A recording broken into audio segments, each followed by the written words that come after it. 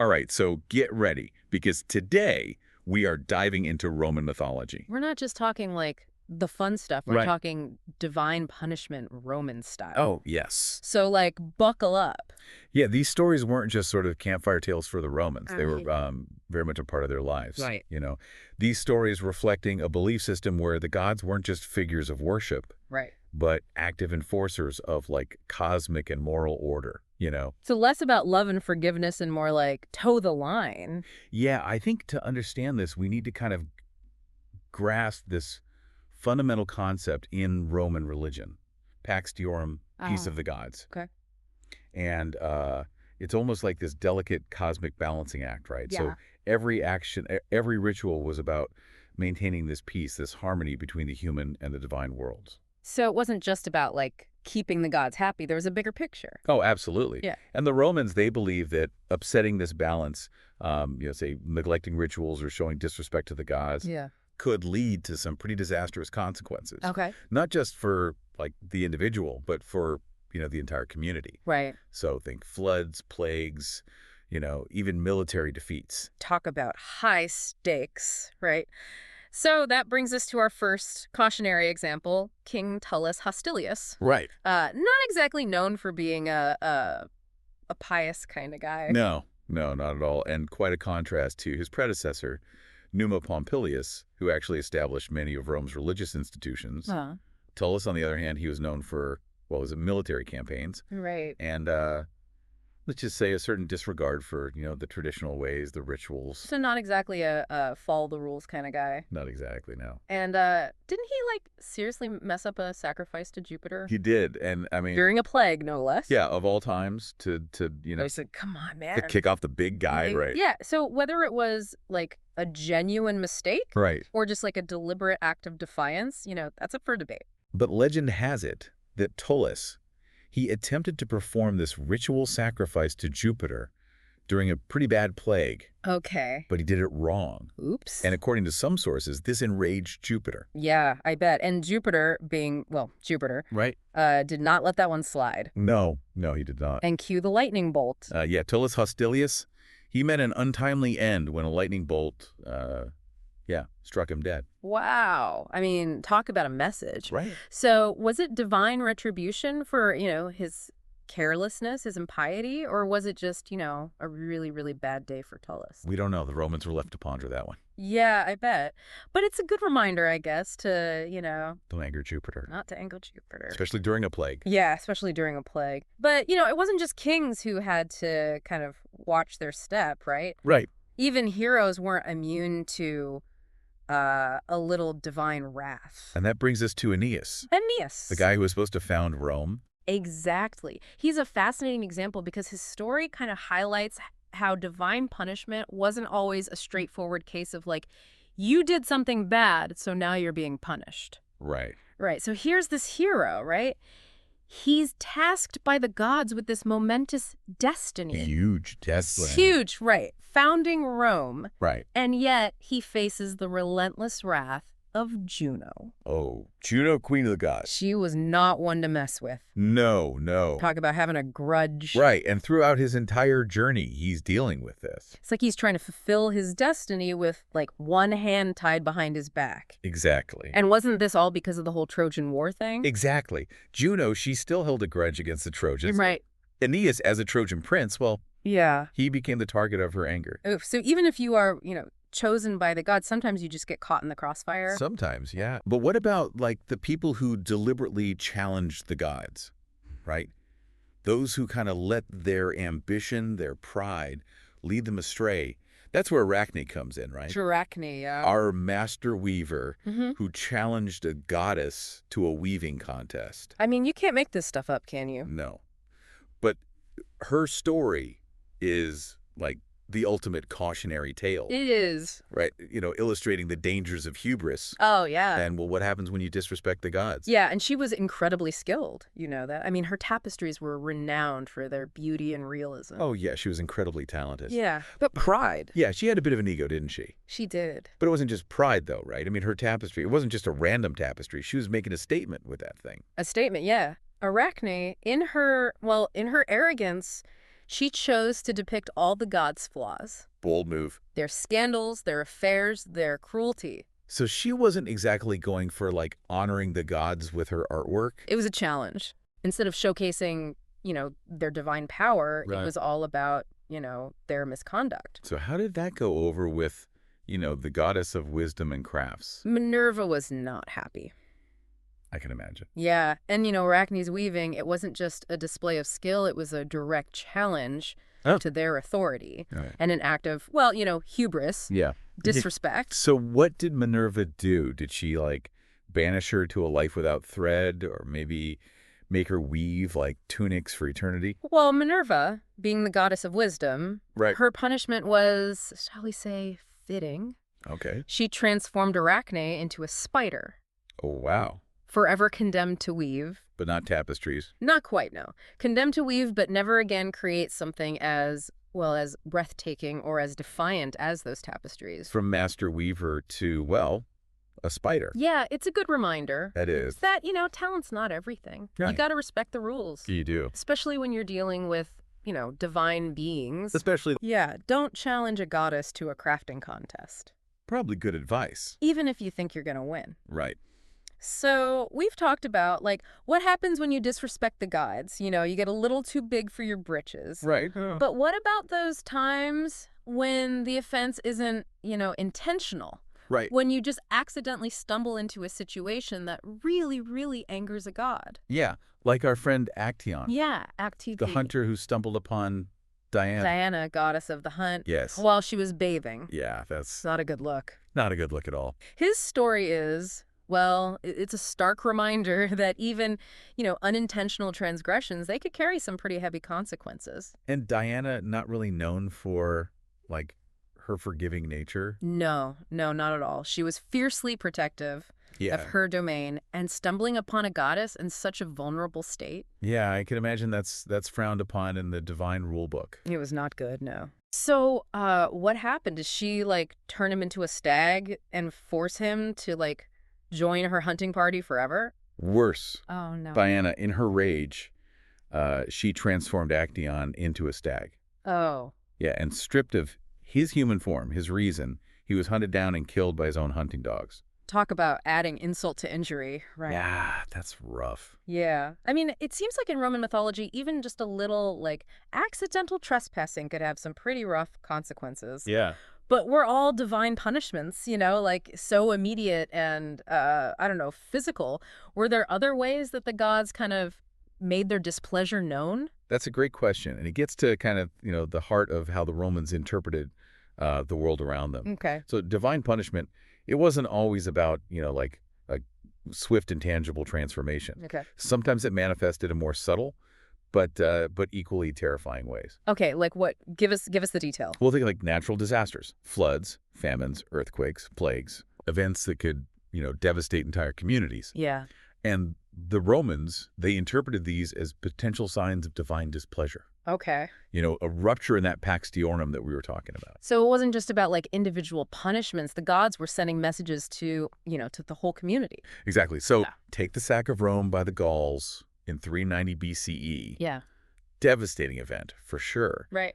But for many Romans, it wasn't just a military defeat. Right.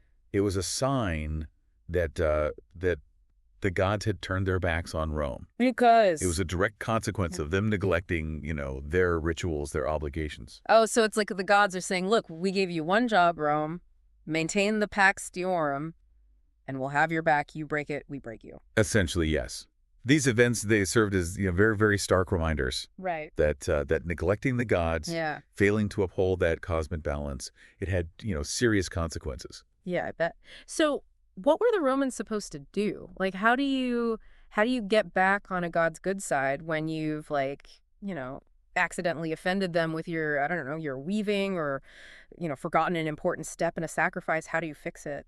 Well, that's where the importance of the rituals and the piety comes into play. Right. I mean, the Romans were meticulous about this stuff. I bet, especially when it came to, not ticking off the gods. Oh, yeah. It wasn't just a fear of punishment, though, right? I Yeah. mean, rituals Right. from, the grand state ceremonies Yeah. to, like, the everyday household practices. Right. These were deeply ingrained in Roman life. And, they offered a way to acknowledge the power of the gods, Okay. to seek their favor, and maybe even, most importantly, to try to understand their often very confusing will. Because trying to figure out what a god wants, It's a tough one. it's probably a full-time job in and of itself, right? Yeah, it is. And that brings us to this other fascinating aspect of Roman belief. Omens. Omens, right. Yeah, the Romans were kind of obsessed with interpreting them. Yeah. They were looking for messages from the gods Right. in like everyday events. Look, what kind of omens are we talking here? Well, you've got your bird flights, Okay. like the direction they were flying, the type of bird, all of that had significance. Okay. Then there were more, I guess, more dramatic signs, right? Thunder and lightning. Right. Especially if it was happening on a clear day. Yeah, that's never a good sign. Never a good sign. Right. Even just, like the behavior of animals. Okay. The way entrails looked after a sacrifice. Oh, God. All potential communication from the divine. So it was like living in a world where, like, every creaking door, every black cat could be a sign from the gods. A little bit like that, yeah. Talk about pressure. But I guess it would make you, at least a little more aware. Yeah.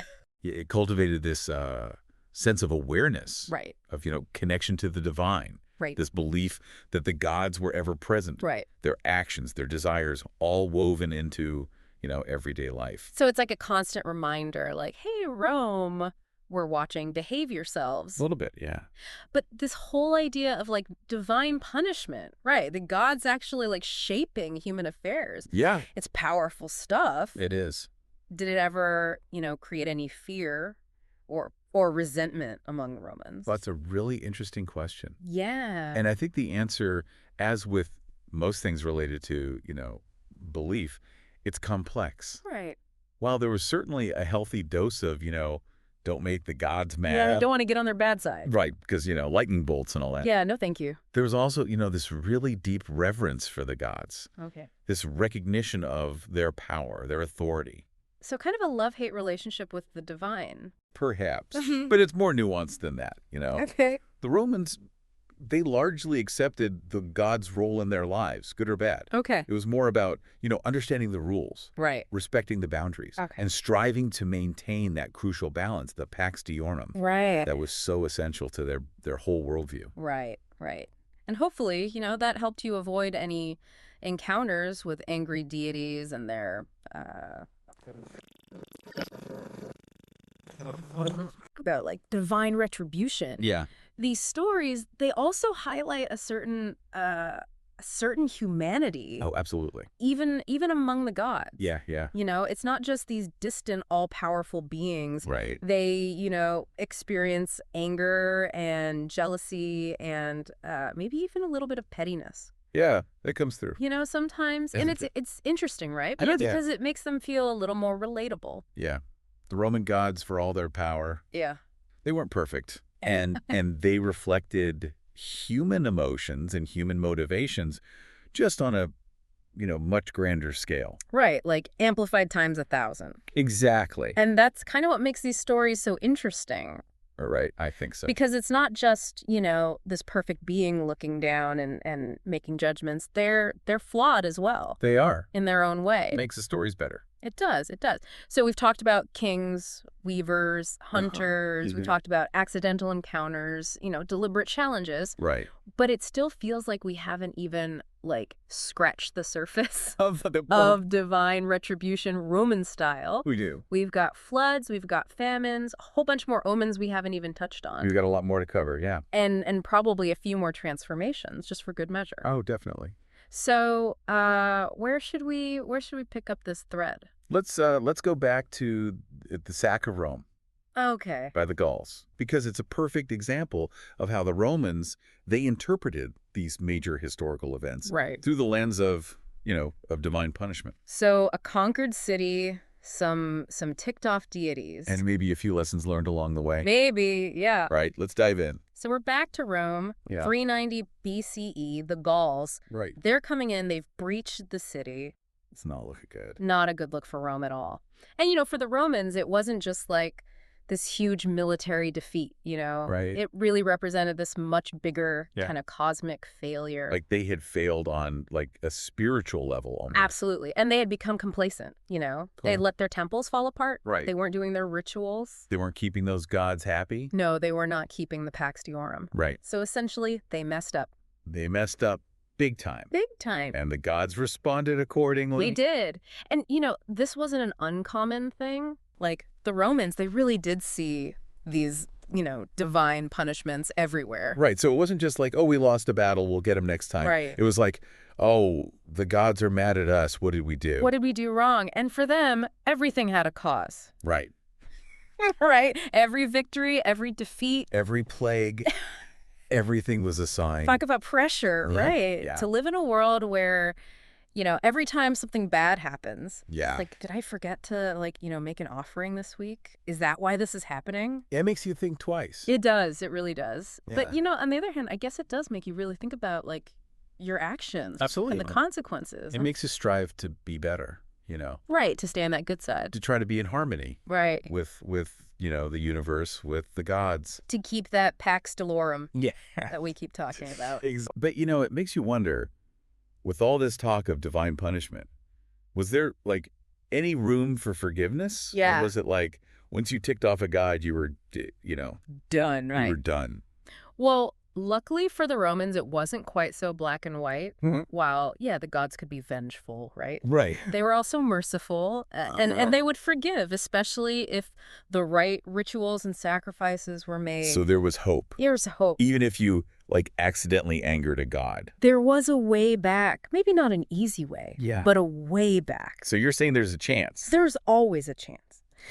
But seriously, it wasn't about being perfect. Right. It was about understanding those rules, Right. owning your mistakes, Right. and, you know, trying to maintain that balance. The Pax Deorum. That Pax Deorum. Yeah. It was so important to their whole, you know, worldview. Yeah, it really was central to how they understood everything, right? And you know those stories we tell about divine punishment? They're scary. Right. They're dramatic. Right. But really, they're about reminding us of the relationship between humans and the divine. It's a powerful reminder, even today, you know, Absolutely. that we're not all powerful. We're just small pieces of a much bigger, you know, story.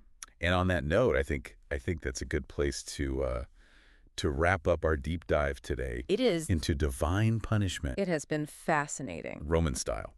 So for everyone listening, thank you so much for joining us, and we'll be back soon with more deep dives into history and mythology And everything in between. and everything in between. Until then, stay curious.